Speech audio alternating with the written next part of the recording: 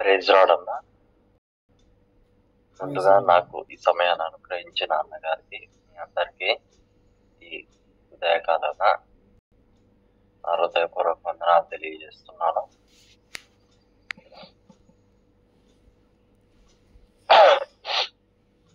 వాక్య ధ్యానంలోకి వెళ్దామంటే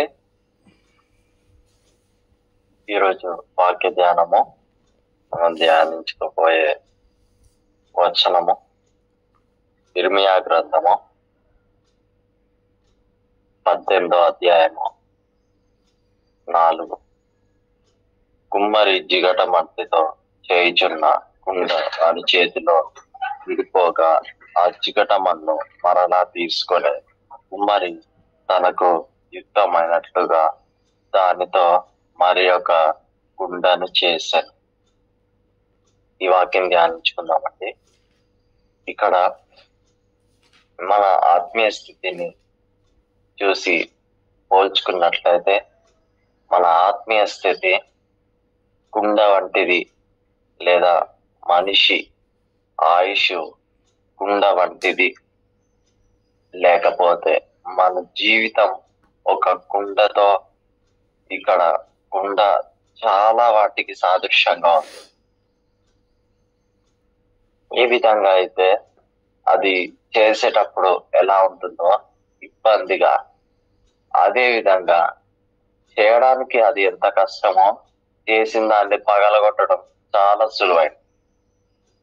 అదే విధంగా మన జీవితంలో అపవాది అయిన సాతాను చొరబడి మన ఆత్మీయ స్థితిని సాధ్యమైనంత వరకు మనకి తెలియకుండానే అపవాది ఏం చేస్తాడంటే కుండను పగలగొట్టినట్టు పగలగొడదామని చూస్తాడు. కొంతమంది ఏం చేస్తారంటే నిలబడతారు, కొంతమంది ఎదిరిస్తారు, కొంతమంది పిరికిగా పారిపోతారు, వెనకడుగేస్తారు. ఎందుకంటే ఉన్న ఆ శోధన, ఆ పాపము ఇష్టం కాబట్టి దాన్ని వదులుకోలేక ఇటు దేవుని దగ్గరికి రాలేక మొత్తం నలిగిపోతా ఉంటారు. కానీ వాక్యం ఏం సెలవిస్తుంది? నేను నడుచు మార్గము ఆయనకు తెలియను, ఆయన నన్ను శోధించిన తర్వాత నేను సువర్ణం వల్ల కనబడదును అని ఉంది. సువర్ణము వల్ల, సువర్ణము అంటే మనకు తెలిసిందే, అంటే మనం షైన్ అవుతాము, చెక్కబడతాము. కానీ శోధన వస్తే ఏమనుకుంటారంటే దేవుడు మనతో లేడు అని కూడా అనుకునే మహానుభావులు ఉన్నారు. శోధనలు ఎవరికైతే రావో వాళ్ళు అపవాదితో పూర్తిగా వాళ్ళు సహవాసం చేస్తున్నారు అర్థం. అపవాది సంబంధులతో కాదు, అపవాదితోని వాళ్ళు ఒక మంచి సంబంధం కలిగి ఉన్నారు అని అర్థం. శోధనలు వచ్చేవారిని చూసి వీళ్ళు అపవాదితో ఉంటున్నారు, వీళ్ళు ప్రార్థన చేయడం లేదు, వీళ్ళకి అందుకే శోధనలు వస్తున్నాయి అని అనుకున్న వాళ్ళు కూడా ఉన్నారు. కానీ శోధనలు ఎవరికి వస్తాయంటే దేవునితో సహవాసం చేయాలి అనుకున్న వాళ్ళకి మాత్రమే ఇలాంటి శోధనలు వస్తాయి. ఈ విషయం చాలా వరకు ఎవరికి తెలియదు, లైట్ తీసుకొని వదిలేస్తూ ఉంటారు. కానీ మనం ఆత్మీయ స్థితి కాబట్టి మనం ఎక్కడ వదలకూడదు. మరి మనము బలంగా ఉండాలంటే మనం ఏం చేయాలి? కుండ ఎలాగైనా పగిలిపోతుంది. కుండ కంటే బలమైంది ఏంటిది? కుండ కంటే బలమైంది రాయి. పేతురుతో ఒక మాట అంటాడు, నేను బండ మీద కడతాను అని. నేను బండ మీద కడతాను, కాబట్టి ఈ నా మాటలు విని వాటి చొప్పున చేయు ప్రతి వాడును బండ మీద తన ఇల్లు కట్టుకునే బుద్ధిమంతుని పోలేందును. బండ మీద ఇల్లు కట్టుకోవడం అంటే మనం ఎప్పుడైతే మన ఇక్కడ బండ అంటే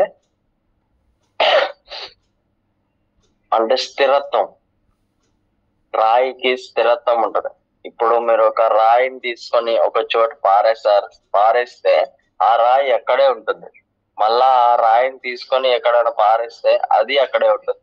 కానీ ఇసుకని చూసినట్లయితే ఇసుక వర్షం వస్తే ఇక్కడ ఉంటుంది, తర్వాత వేరే చోటుకి వెళ్ళిపోతుంది. ఆ ప్రవాహంలో ఇసుక కొట్టుకుంటూ పోతుంది. అలా ఉండకుండా మనం రాయి అయితే కదలదు కాబట్టి అంత బలంగా మనం కట్టబడితే అపవాది మన జీవితంలోకి చొరబడే అవకాశాలు చాలా తక్కువ ఉన్నాయి. కాబట్టి వీటి చొప్పున చేయువాడు ప్రతి వాడును బండ తన ఇల్లు కట్టుకొని బుద్ధిమంతుడు. ఎందుకంటే రాయి మీద కట్టుకున్న వాళ్ళు బుద్ధిమంతులు ఎలా అవుతారు అంటే, వాళ్ళు క్రీస్తునందు ఉన్నారు కాబట్టి, క్రీస్తునందు వాళ్ళు నూతన సృష్టి కాబట్టి, పాతది గతించింది కాబట్టి, వాళ్ళు క్రొత్తగా మారారు కాబట్టి అది వాళ్ళకి చాలా మంచి విషయం. చాలా మంది వాక్యానికి లోబడరు, ప్రార్థనకి చేయరు. వాళ్ళ జీవితంలో కొద్ది ఆత్మీయ స్థితిని ఉంచుకొని నేను దేవునితో బాగానే ఉన్నాను అని కూడా భ్రమపడి వాళ్ళు చాలా మంది ఉన్నారు ఈ రోజుల్లో. ఒక అధ్యాయం చదువుకొని, ఒక క్యాలెండర్ లో వాగ్దానం చూసుకొని, అది ప్రార్థన చేసుకొని ఇది చాలే అని వచ్చాక కూడా, కనీసం వర్క్ నుంచి వచ్చాక కూడా, అంటే మార్నింగ్ త్వరగా లేసి చేసుకుంటే ఒక పని అయిపోతుంది. కానీ మార్నింగ్ ఎర్లీగా లేకుండా వాళ్ళకి నచ్చిన టైంలో లేస్తూ సరిగ్గా వాళ్ళు ఉండలేరు. అటు ఉండలేరు, ఇటు ఉండలేరు, మధ్యలో మిడిల్లో ఉండిపోతారు. కానీ మనం అలా ఉండకూడదు. అంటే మనకి ఎలాంటి శోధన కలిగినది. ఎలాంటి శోధన అంటే, ఇక్కడ పేతురు రాసిన పత్రిక, మొదటి పత్రిక 4వ అధ్యాయం 12-13. ప్రియులారా, మిమ్మల్ని శోధించుటకు మీకు కలుగుచున్న అగ్ని వంటి మహాశ్రమను గూర్చి మీకేదో యొక్క వింత సంభవించినట్లు ఆశ్చర్యపడకుడి. క్రీస్తు మహిమ బయలుపరచినప్పుడు మీరు మహా ఆనందముతో సంతోషించు నిమిత్తము క్రీస్తు శ్రమలలో మీరు పాలివారై ఉన్నంతగా సంతోషించుడు. చాలా మందికి వాళ్ళ జీవితంలో చిన్న చిన్న శోధనలు వస్తాయి. ఆ చిన్న చిన్న శోధనలకు కూడా వాళ్ళు ఎలా రియాక్ట్ అవుతారంటే, వాళ్ళిగా అపవాదితో యుద్ధం చేస్తున్నట్టుగా భావిస్తారు. అపవాదితోని వీళ్ళే ఏదో స్వయంగా పోరాడుతున్నట్టు భావిస్తూ ఉంటారు. కానీ మనం ఎప్పుడైతే క్రీస్తునందు ఉంటామో మనం భయపడాల్సిన విషయమే లేదు. ఉన్న ప్రతి శ్రమ, అది అవమానమైన, ఇబ్బంది అయినా, ఎలాంటి ఇక్కట్లయినా సరే, అది మహా ఆనందం అని మనం ఎంచుకొని ఎప్పుడైతే ఉంటామో, ఆ వచ్చే శోధన కూడా మనల్ని చూస్తే భయమేస్తుంది.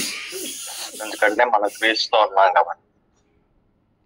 ఈ శోధన మరి ఎలా జయించగలుగుతాం మనము అంటే, అపవాదిని ఎదిరించుడు అని వాక్యమే సెలవిస్తుంది కాబట్టి అప్పుడు వాడు మన నుంచి పారిపోతాడు. ఎందుకంటే వాడు పిరికివాడు కాబట్టి. ఎలాంటి శోధన అయినా సరే, నేను శోధన అంటే ఏంటిది, డబ్బులోనో లేకపోతే ఇల్లు కట్టుకోవడం విషయంలోనో, మీ యొక్క వ్యక్తిగత అవసరాల ఆ శోధనల గురించి నేను చెప్పడం లేదు. మీరు చేసే పాపాల గురించి, మనం చేసే పాపాల గురించి, మనం పాపాలు చేసి వదిలేసి ఏ విధంగా అయితే యోసేపు జీవితంలోకి మరో భార్య ఎలా వచ్చిందో అలాంటి శోధనల గురించి నేను మాట్లాడేది. టెంప్టేషన్స్ గురించి, ప్రతి విధమైన, లేకపోతే ఈ రోజు మా యవనస్తులు ఎదుర్కోబోయే విషయాల గురించి. ఈ శోధనలు మనము ఎప్పుడు కూడా జ్ఞాపకం చేసుకోవద్దు. చాలా మంది ఏం చేస్తారంటే, వాళ్ళు చేసిన పాపాలు, వాళ్ళ ఆ దోషక్రియలు, వాటిని ఎప్పుడు తలంచుకుంటూ బాధపడతా ఉంటారు. ఇది అనవసరంగా నేను చేశాను, ఇది అనవసరంగా చేశాను. పాపం నుంచి ఆల్రెడీ దేవుడు విడుదల ఇస్తాడు, అన్నిటి నుంచి విడుదల ఇస్తాడు. అయినా సరే మనం ఏం చేస్తామంటే మళ్ళీ మళ్ళీ అవి చేయడానికి వెళ్తాం. ఇక అది ఎక్కడ పోతుంది, అలవాటు అదే అలవాటు అవుతూ ఉంటుంది. కాబట్టి చేసిన పాపము ఏదైతే ఉందో దాన్ని మనం విడిచి దాన్ని తొలగిస్తే అప్పుడు మనం క్రీస్తులో ఫలిస్తాం. ఏ విధంగా? నా యందు నిలిచియుండుడి, మీరును మిమ్మును నేను నా యందు నిలిచియుండుడి, మీ యందు నేనును నిలిచియుండుడి. తీగ ద్రాక్షవల్లిలో నిలిచి ఉంటేనే గాని తనంత తానే ఎలాగ ఫలింపదో అలాగే నా యందు నిలిచింటేనే కానీ మీరును ఫలింపరు. యోహాను సువార్త 15:4. మనం ఏ విధంగా అయితే క్రీస్తులో ఎప్పుడైతే నిలిచి ఉంటామో, అంటే మన స్వయం ఏదైతే ఉందో, మన తెలివితేటలో మన యొక్క ఉద్దేశాలు ఏవైతే ఉన్నాయో వాటిని సంపూర్ణంగా మనం వదిలేసి క్రీస్తునందు నిలిచి వాక్యంలోను, ప్రార్థనలో, మన అనుదిన వాక్య ధ్యానంలోను, ప్రతి దాంట్లో, సహవాసంలో ఎప్పుడైతే నిలవబడతామో అప్పుడు అపవాది అయిన సాతాను ఎదిరించగలుగుతాం. మన సొంతంగా అపవాది అయిన సాతానుని ఎదిరించలేం. ఎందుకంటే మనం ఉన్నది మానవ సహజ లోకం. మనకేమి శక్తులు కానీ లేకపోతే ఇంకేదో లేదు. కానీ ఎప్పుడైతే మనం ఉంటామో క్రీస్తునందు అప్పుడే మనము బలవంతులం అవుతాం. బలహీనులు కూడా బలవంతులయ్యే అవకాశం క్రీస్తు మనకి అనుగ్రహిస్తారు. కాబట్టి మనం నిత్యము పాపము చేయవారిగా ఉండక క్రీస్తు మన కోసం ఏ విధంగా అయితే సిలువలో తన రక్తాన్ని క్రయధనంగా చెల్లించారో దాన్ని మనం జ్ఞాపకం చేసుకొని మనం చేయకుండా ఉండడానికి దాదాపు ప్రయత్నించాలి. శోధనలు రావా? శోధనలు ఎప్పటికీ రాకుండా ఉంటాయి అంటే ఖచ్చితంగా వస్తాయి. ఏ విధంగా అయినా అవి వస్తాయి, కానీ వాటిని మనం నెగ్లెక్ట్ చేయాలి.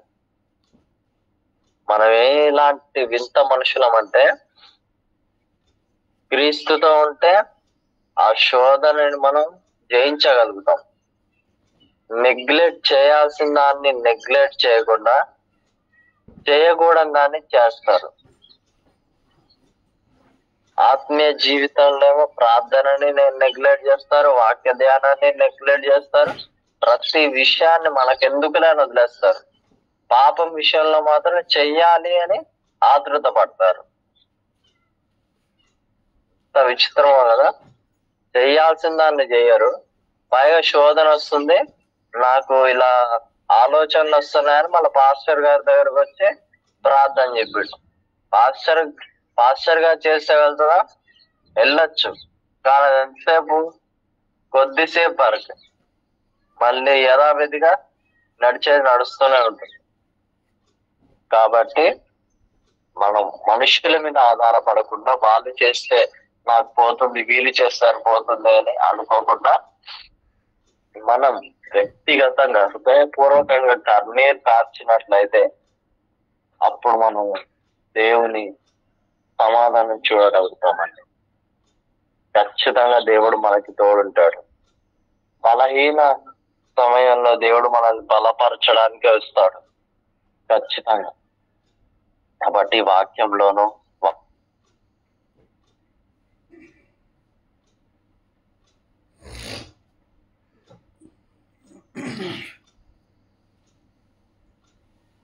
వాక్య ధ్యానంలోను ప్రతి దాంట్లోనూ మనల్ని మనము అవిరుత రోత జీవితం ఏదైతే ఉంటుందో సంపూర్ణంగా తీసివేసి మనం క్రీస్తు నందు నిలబడాలి.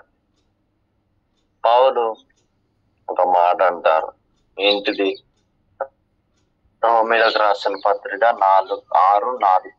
కాబట్టి తండ్రి మహిమ వలన క్రీస్తు మృతులలో నుండి ఎలాగ లేపబడను అలాగే మనమును నూతన జీవంలో పొందిన వారమై నడుచుకొనున్నట్లు మనము బాప్తిసము వలన మరణంలో పాలు పొందుటకై ఆయనతో కూడా పాతి పెట్టబడుతుంది. దేంట్లో పాతి పెట్టబడితే మీరు?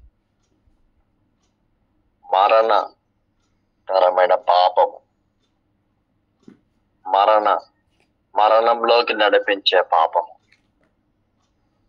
ఏదైతే ఉందో దాంట్లో నుంచి మనము పాపమును సంపూర్ణంగా దాన్ని మనం పాతిపెట్టబడి సజీవులమై, క్రీస్తులో సజీవులమై మనము లేచాం కాబట్టి బాప్టిజం ద్వారా మనము తీసుకున్న రక్షణ జీవితానికి అర్థం లేకుండా మాత్రం జీవిస్తే చాలా మనము పే చేయాలండి, చాలా.